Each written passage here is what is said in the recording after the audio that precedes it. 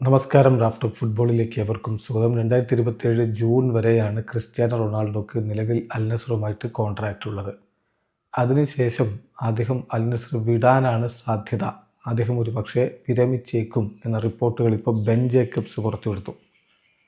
അപ്പോൾ ക്രിസ്ത്യാനോ വിരമിച്ചാൽ അല്ലെങ്കിൽ Cristiano Saudi club വിട്ടാൽ സ്വാഭാവികമായിട്ടും ഇപ്പോൾ സൗദി ഫുട്ബോളിലേക്കുള്ള ഒരു അട്രാക്ഷൻ എന്ന് പറഞ്ഞാൽ CR7 സാന്നിധ്യമാണ്. അതുകൊണ്ടാണ് ലോകം മുഴുവനും സൗദി ഫുട്ബോൾ ഇങ്ങനെ ഉറ്റുനോക്കുന്നത്.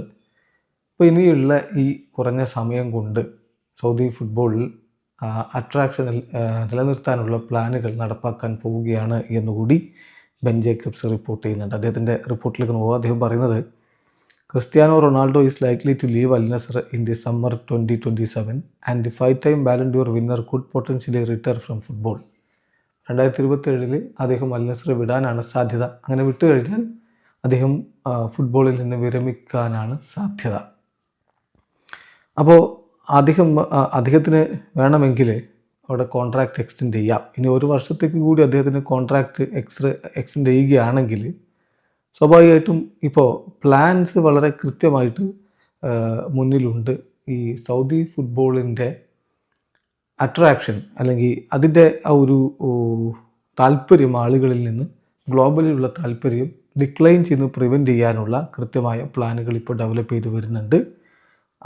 അതിൽ ഒന്നെന്ന് പറഞ്ഞാൽ റൊണാൾഡോയെ സൗദി അറേബ്യൻ ക്ലബിൻ്റെ ഓണറായിട്ട് നിലനിർത്തുക എന്നുള്ളതാണ്.